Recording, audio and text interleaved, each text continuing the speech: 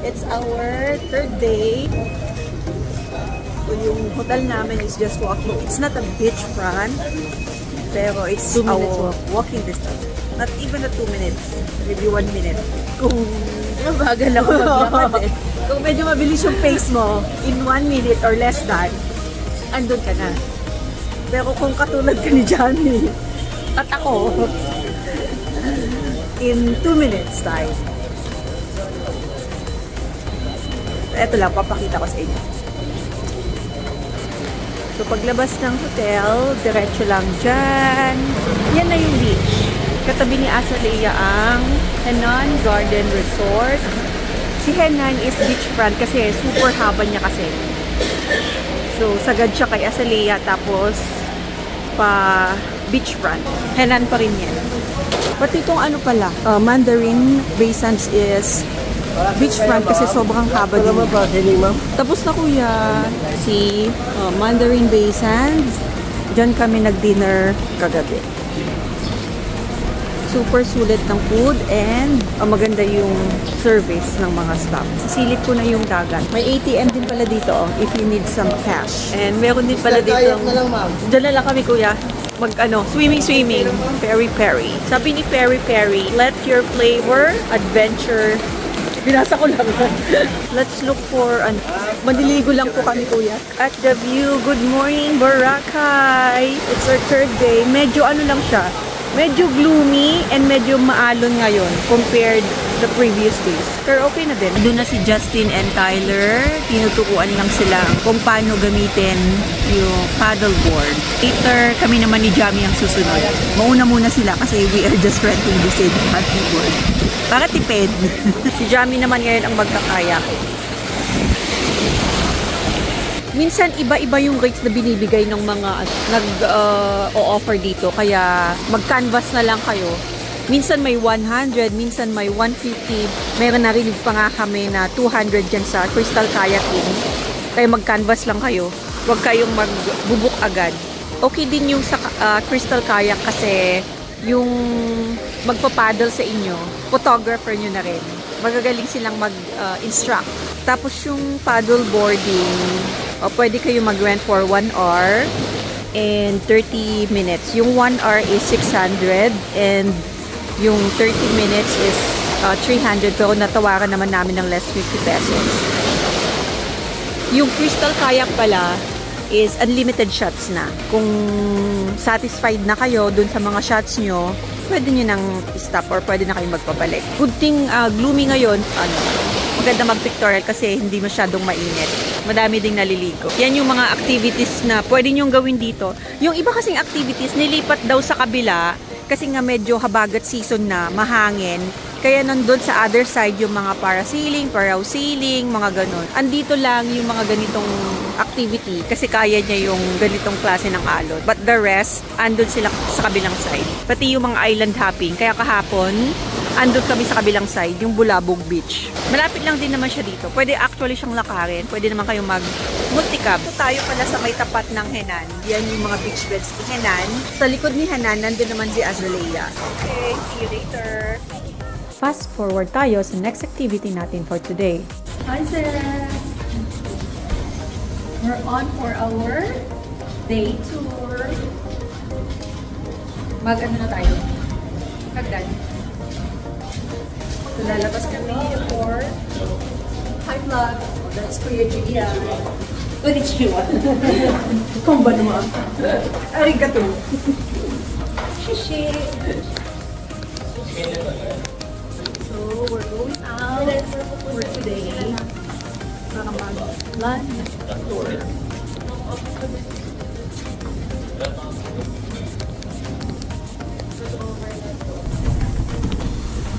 Saan tayo papunta, Ses? Ara lang ako.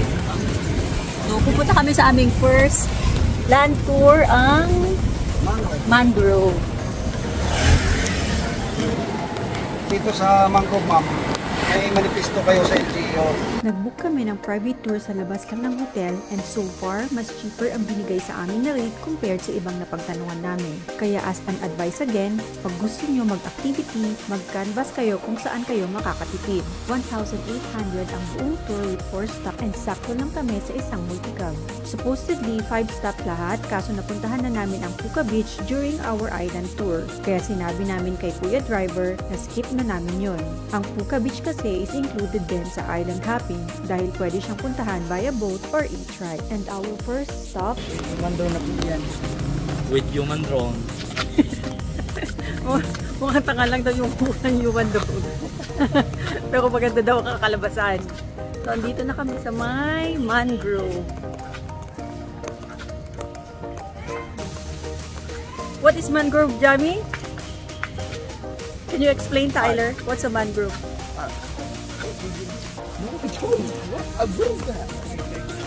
Ito daw is Bakawan siya. Lugutan Mangrove Park is situated on the northeastern side of Boracay Island. Breeding grounds daw ito for various marine life and serve as a protection during typhoon. No entrance fee but need nyo lang mag-register sa kanilang LGU upon entering. Uy, antay muna natin si Kuya Jasmine dito. Habang malilim. Akala mo lang mababaw. Talon ka nga, tita. Ikaw kaya? Ikaw na lang, be. Suggest mo gawin mo. Suggest mo. If need nyo naman ng mala professional na photographer, nagkalat din sila dito sa Boracay. Wala naman bayad but it's up to you na magbigay ng tip. And the best part, may pa-human drone din sila. Okay, just with your hands. Kaway lang po.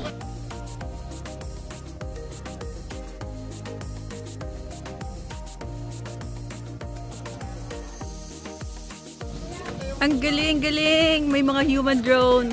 Oh, hanapin nyo lang si Kuya Arnel. Arnel Pineda. Dito sa may Bakawan or mangrove.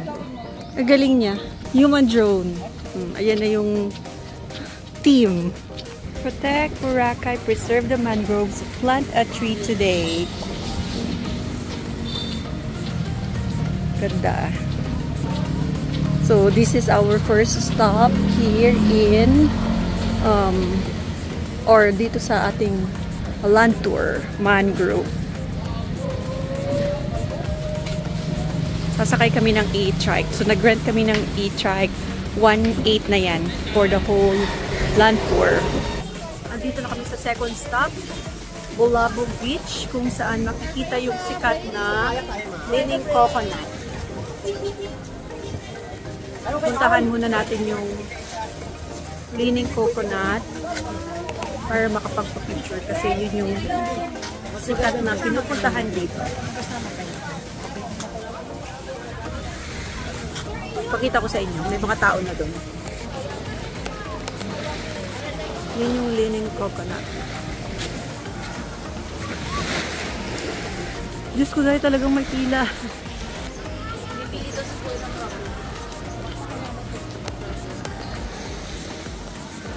That is the famous Leaning Coconut. Ang dami nagpipicture.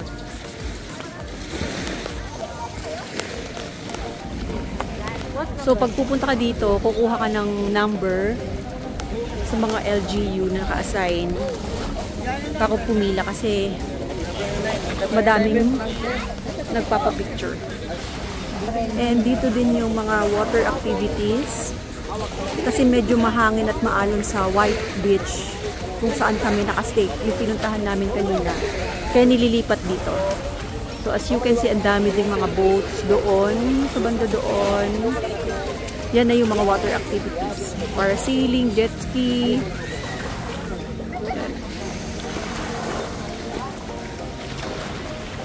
So antayin muna natin yung ating turn.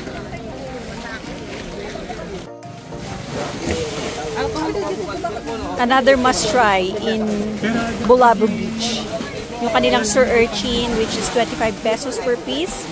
Lagyan mo lang ng sili and calamansi. Pag hindi maselan ang tiyan, pwede siya. Pero pag maselan ang yung tiyan, skip it. Dito lang siya sa may harap ni Bula ni Leaning coconut. Nandiyan si Kuya, nagbibenta ng sea urchin. Or, ano kasi Ilocano? Parang kitpi. Ano? Kitpi. Ano kitpi? Yun na yun, sea urchin. After namin mag-picture taking, proceed na kami sa aming third stop. Pupuntahan natin ang famous na keyhole na nasa loob ng New Coast. For now, wala pa naman daw entrance fee, but in the future, baka daw mag-impose na sila or either i-close na nila for public since nasa loob na ito ng New Coast, which is a private property. So, we're entering the New Coast. Sabi ni Kuya Driver, may mga TV personalities, politicians daw ang mga nakatira dito, and madami pang vacant lot and units ang for sale.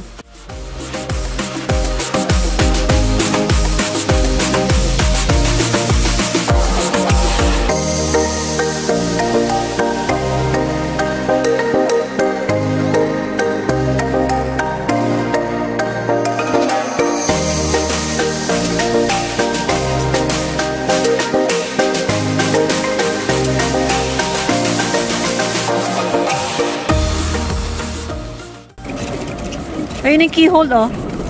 From here. Nakikita nyo? Oh yeah, I see it.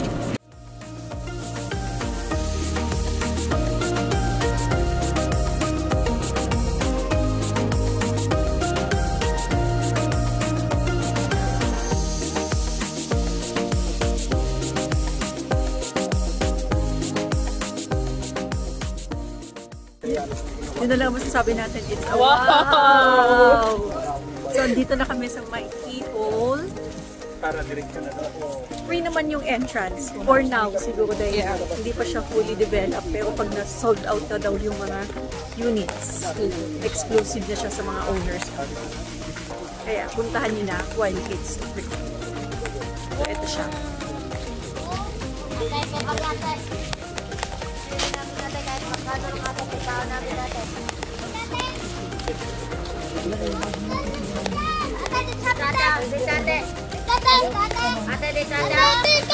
You're gonna throw, Tyler. You're gonna throw it. Show it further. One more. Nakuha mo? Oo, napindot na. One more. Bigyan mo naman yung kasama mo. Ikaw lahat kumukuha. Yung isa wala. Kaya kawawa yung ano. May nagbibenta ulit ng ano. Yung sea urchin. Nangunguha sila. Mga private, ano na yan, owners. Dito sa may New Coast, may sarili sila. kami. Beach area. Let's claim it. Pag nanalo tayo sa loto. So, yan na yung keyhole. Kaso, hindi na allowed pumasok.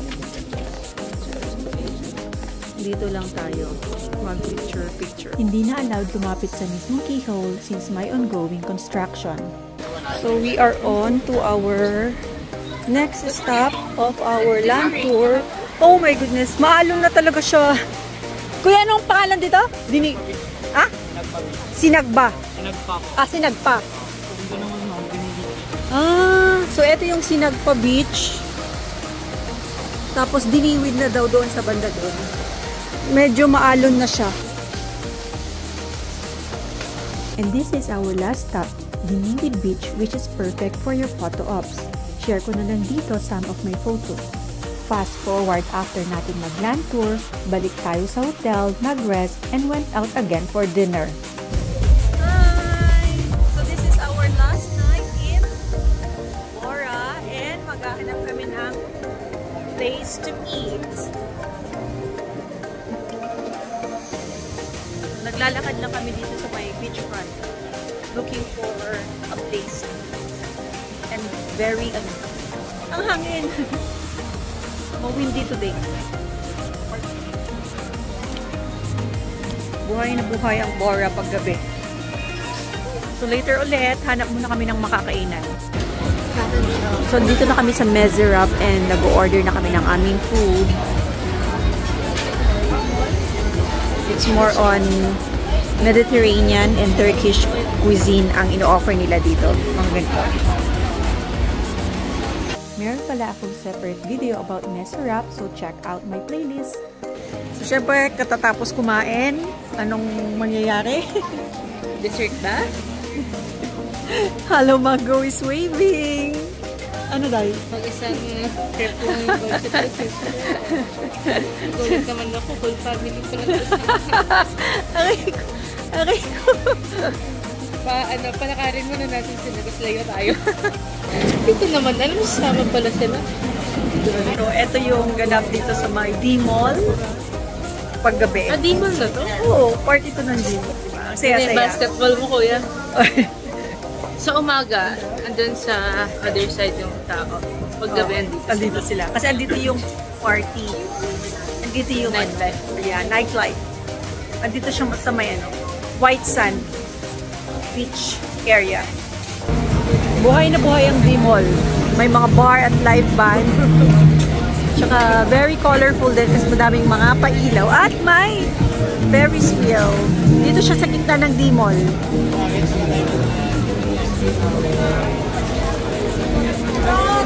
So, andito na kami sa may Peps for our dessert. Manlilibre daw si Javi. So, ano masasabi mo dyan sa dessert natin, Ses? Salamat kay Kuya Gian. Thank you sa sponsor. Bukas, si Javi naman. Pero, ito, parang good for 3 na to. Oo. Yeah, sobrang laki. For only, how much? 290. 290 pesos. Sobrang laki. As in, busog na busog. Mga pa, nabusog na eh. Tingnan, ang dami pa. Ilan na tayong naghati-hati? Parang 5? 5 na tayo naghati-hati. 5 na kami nag-ate-ate, pero malaki pa rin siya hanggang dito pa. Mga pinatuloy. Yes. Magkat din. Andito na kami palabas na ulit ng D-Mall. And as you can see, super hangin. Pero ang sarap ng hangin niya, hindi yung malagkit, no? Kasi tuting na dagat na yan. Hindi siya malagkit.